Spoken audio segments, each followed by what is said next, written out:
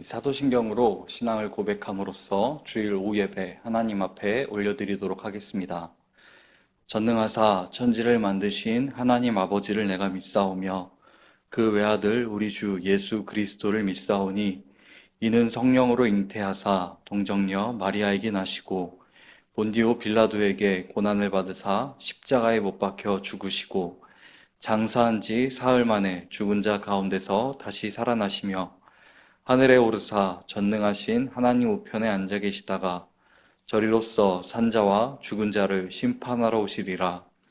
성령을 믿사오며 거룩한 공예와 성도가 서로 교통하는 것과 죄를 사하여 주시는 것과 몸이 다시 사는 것과 영원히 사는 것을 믿사옵나이다. 아멘. 오늘 함께 나눌 말씀은 출애굽기 14장 10절에서 14절까지의 말씀입니다. 우리 한 목소리로 같이 읽어보도록 하겠습니다. 바로가 가까이 올 때에 이스라엘 자손이 눈을 들어 본즉 애굽 사람들이 자기들 뒤에 이른지라. 이스라엘 자손이 심히 두려워하여 여호와께 부르짖고 그들이 또 모세에게 이르되 애굽에 매장지가 없어서 당신이 우리를 이끌어내어 이 광야에서 죽게 하느냐. 어찌하여 당신이 우리를 애굽에서 이끌어내어 우리에게 이같이 하느냐. 우리가 애굽에서 당신에게 이른 말이 이것이 아니냐. 이르기를 우리를 내버려 두라. 우리가 애굽 사람을 섬길 것이라 하지 아니하더냐. 애굽 사람을 섬기는 것이 광야에서 죽는 것보다 낫겠노라. 모세가 백성에게 이르되 너희는 두려워하지 말고 가만히 서서 여호와께서 오늘 너희를 위하여 행하시는 구원을 보라. 너희가 오늘 본 애굽 사람을 영원히 다시 보지 아니하리라. 여호와께서 너희를 위하여 싸우시리니 너희는 가만히 있을지니라. 할렐루야. 오늘 함께 나눌 말씀 가운데 우리 성도님들에게 동일한 은혜가 있기를 소원합니다. 사랑하는 성도 여러분, 우리는 복음에 대해서 수없이 많이 듣고 또 배워왔습니다. 그렇다면은 누군가가 이제 복음이 뭐예요? 라고 물어본다면 확신 있게 대답하실 수 있으신가요? 안타깝게도 누군가가 복음이 뭐예요? 라고 질문을 하면은 당황하고 대답을 잘 못하는 분들이 생각보다 많이 있습니다. 복음을 듣고 예수님을 믿고 그리스도인으로 살아간다 하면서 이 복음에 대해서 제대로 알지 못한다면 또 자신 있게 전하지 못한다면 과연 우리가 이 땅에서 복음의 증인으로 살아가야 되는 그 사명을 잘 감당하면서 살아가고 있다라고 말할 수 있을까요? 사랑하는 성도 여러분, 복음은 말 그대로 기쁜 소식입니다. 하나님께서 우리에게 왜 복음을 주셨을까요? 하나님께서는 우리의 필요를 다 아시는 분이십니다. 하나님께서는 우리가 어떤 존재인지 그리고 우리가 무엇을 필요로 하는지 나보다 나에 대해서 더 잘 알고 계신 분이 바로 하나님이십니다. 그런 하나님께서 우리에게 복음을 허락해 주셨습니다. 우리에게 복음을 허락해 주셨다는 것은 그 무엇보다도 복음이 우리에게 필요하다는 것을 하나님께서 알고 계셨다는 것입니다. 이렇게 주님께서는 우리에게 복음을 주셨는데 그럼에도 여전히 이 복을 받아 누리지 못하는 그런 사람들, 불행한 사람들이 이 땅에는 여전히 존재합니다. 그 사람들을 두 구분으로 할 수 있는데요. 먼저는 불신자들입니다. 이 사람들은 복음에 대해서 전혀 들어보지 못한 사람들입니다. 복음에 대해서 들어보지 못한 사람들은 세상에서 말하는 성공만을 쫓아 살아갑니다. 돈을 많이 벌면 행복하겠지 싶어서 돈을 열심히 법니다. 또 결혼하면 행복하게 싶어서 결혼을 하고 아이를 낳으면 행복하겠지 싶어서 또 아이를 낳습니다. 하지만 이 행복은 일시적일 뿐 나에게 영원한 행복을 주지는 못합니다. 이 사람들은 행복에 대해서 끊임없이 갈망하지만 진정한 해답을 찾지는 못하는 사람들입니다. 왜냐하면 인생의 해답인 그 복음을 누군가가 알려주지 않았기 때문에 혹은 이 복음을 들어보지 못했기 때문에 듣긴 들었어도 마음으로 받아들이지 못했기 때문입니다. 로마서 10장 14절에서는 이렇게 말씀하고 있습니다. 그런즉 그들이 믿지 아니하는 일을 어찌 부르리요? 듣지도 못한 일을 어찌 믿으리요? 전파하는 자가 없이 어찌 들으리요? 그리고 이어서 15절에서는 이렇게 말씀하고 있습니다. 보내심을 받지 아니하였으면 어찌 전파하리요. 기록된 바 아름답도다. 좋은 소식을 전하는 자들의 발이여함과 같으니라. 사랑하는 성도 여러분, 우리가 복음을 듣고 복음을 마음으로 받아들였다면 우리는 보내심을 받은 자들입니다. 보내심을 받은 자들답게 이런 불행자들이 생기지 않도록 복음을 전하는 것이 바로 우리의 사명입니다. 복음을 듣고 복음을 마음으로 받아들였다면 주님께서 말씀하신 이 증인된 삶을 살아낼 수 있는 우리 성도님들의 삶이 되길 소원합니다. 자, 이제 불신자들은 그렇다 치지만 그리스도인이라고 하는 사람들 중에서도 복음으로 인해서 행복을 느끼지 못하는 사람들이 존재합니다. 이 사람들은 복음을 들을 기회가 수없이 많이 있었고 또 수없이 많이 들어왔지만 이 복음이 자기 것이 되도록 깨닫지 못하는 사람들입니다. 교회 안에서 수없이 복음에 대해서 많이 들었기 때문에 믿는 것 같은데 그 믿음을 살아내지 못하는 사람들, 믿는다고 착각하는 사람들이 있습니다. 그 복음이 자신에게 실제가 되어 누리는 삶을 살지 못한다면 내가 복음을 믿는다라고 과연 말할 수 있을까요? 한번 자기 스스로에게 질문을 한번 해보시기 바랍니다. 과연 나는 복음을 정말 믿고 또 복음이 나에게 실제가 되었는가? 오늘 본문은 복음이 실제가 되지 못한 이스라엘 백성들의 모습을 보여주고 있습니다. 출애굽 사건은 복음에 관하여서 가장 크고 놀랍고 본질적인 구원 사역을 역사 속에서 아주 드라마틱하게 보여주는 사건이었습니다.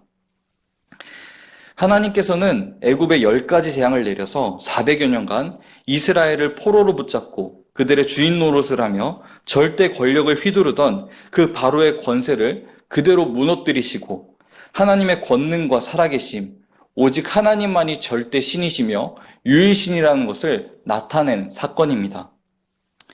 하나님께서 10가지 재앙을 통해서 애굽의 세력을 완벽하게 무력화시키셨습니다. 이 10번이나 되는 하나님의 놀라운 일들을 통해서 나 그거 못 봤다. 봤어도 그냥 우연히 일어난 일이다. 라고 하는 그런 여지를 전혀 남겨두시지 않으셨습니다. 완벽한 승리를 통해서 이스라엘 백성들을 애굽 땅에서 건져내셨습니다. 이 10가지 재앙 사건만 보더라도 하나님이 어떤 분이신지, 얼마나 완전하신 분이신지 다른 계시가 필요하지 않을 만큼 충분히 보여주셨습니다. 이런 하나님의 놀라운 능력을 봤음에도 불구하고 이스라엘 백성들은 홍해 앞에서 하나님을 신뢰하지 못하는 그 문제를 보여주게 됩니다. 앞에는 넓은 바다가 펼쳐져 있고 뒤에는 바로의 군대가 그들을 바짝 뒤쫓아오고 있었습니다.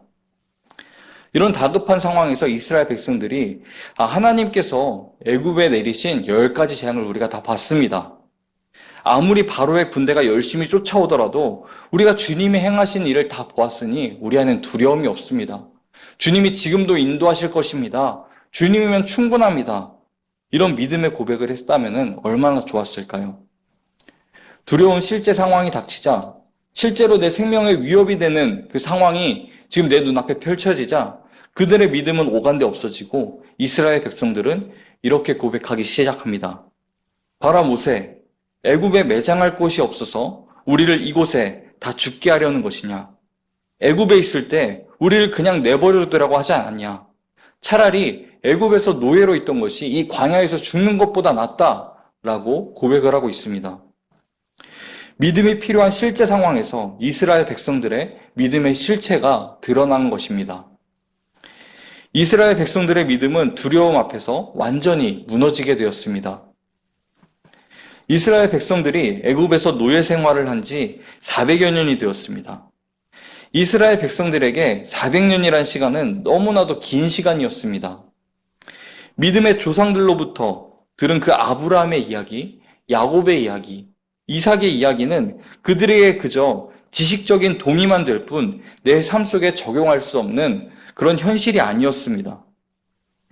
10가지 재앙도 재앙을 당한 그 애굽 백성들에게나 실감이 나는 이야기지 이스라엘 백성들에게는 그렇게 실감나는 이야기가 아니었습니다. 왜냐하면 이스라엘 백성들이 직접 경험한 것은 아니었기 때문입니다. 하나님께서 이스라엘 백성들이 살던 그 고센 땅을 보호하셨습니다. 그래서 이스라엘 백성들은 애굽에서 이런 일이 지금 일어나고 있대, 저런 일이 일어나고 있대, 이렇게 소문으로만 듣고 있었던 것입니다.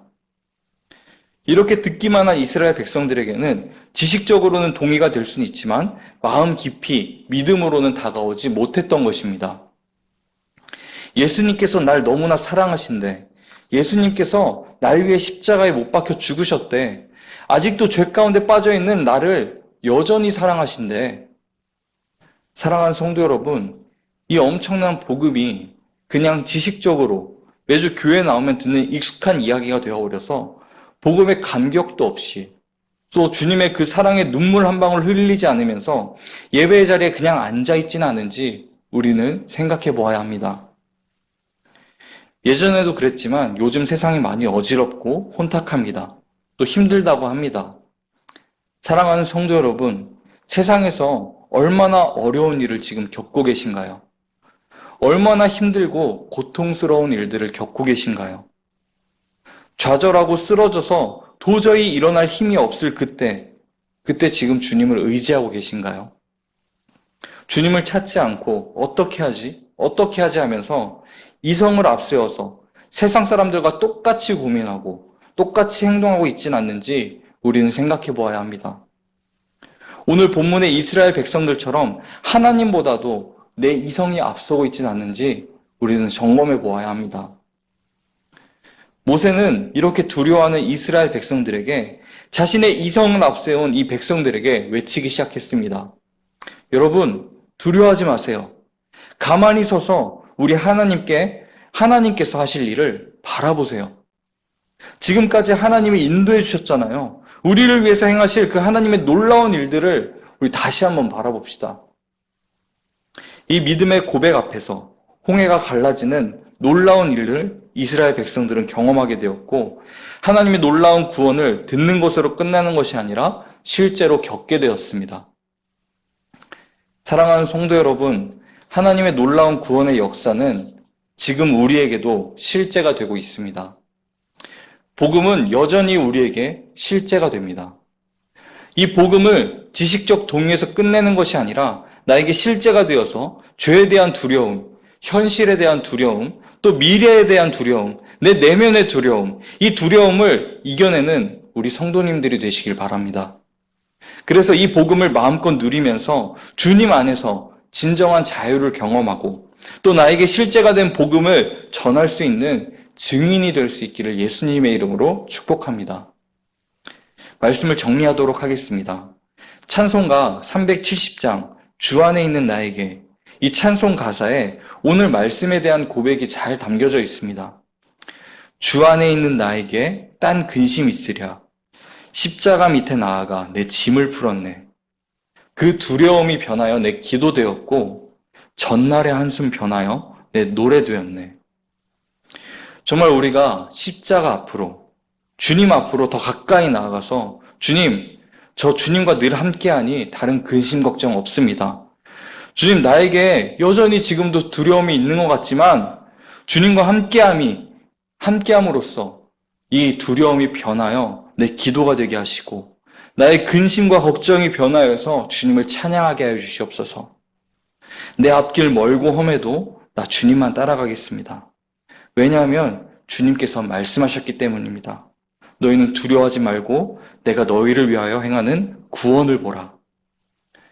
사랑하는 성도 여러분, 복음이 나에게 실제가 되어서 날마다 위와 같은 고백을 할 수 있는 저와 우리 성도님들의 삶이 되길 소원합니다. 우리 삶 속에 여전히 힘든 일들, 두려운 일들 계속해서 찾아옵니다. 그러나 현실 앞에 좌절하는 것이 아니라 이미 승리하신 주님을 붙잡고 그 주님을 의지하고 주님 앞에 온전히 나아갈 수 있는 저와 우리 성도님들의 삶이 되기를 예수님의 이름으로 축복합니다. 기도하겠습니다. 사랑과 공의 하나님 감사합니다. 오늘 이 시간에도 주님 말씀 앞에 나아가 주님 말씀을 듣고 그 말씀에 반응하게 하시니 감사합니다. 주님, 우리를 위해 죽으시고 우리를 위해 다시 사신 그 주님을 늘 찬양하며 그 주님을 늘 깊이 묵상하며 나아가길 원합니다. 나에게 놀라운 구원의 은혜를 베풀어 주신 그 주님을 생각하면서 그 은혜 앞으로 늘 나아가게 하여 주시옵소서. 나의 삶에 때로는 힘들고 어려운 일들 늘 찾아올 때 있지만 그때 좌절하고 쓰러지고 낭망하는 것이 아니라 주님을 더욱더 바라보게 하시고 주님의 은혜 앞에 온전히 나아갈 수 있는 우리가 될 수 있도록 하나님께서 붙들어 주시고 인도하여 주시옵소서. 우리의 모든 삶을 온전히 주님께 맡겨드리며 사랑이 많으신 예수 그리스도의 이름으로 기도합니다. 아멘. 하늘에 계신 우리 아버지여, 이름이 거룩히 여김을 받으시오며 나라가 임하시오며 뜻이 하늘에서 이루어진 것 같이 땅에서도 이루어지이다. 오늘 우리에게 일용할 양식을 주시옵고 우리가 우리에게 죄 지은 자를 사하여 준 것 같이 우리의 죄를 사하여 주시옵고 우리를 시험에 들게 하지 마시옵고 다만 악에서 구하시옵소서. 나라와 권세와 영광이 아버지께 영원히 있사옵나이다. 아멘.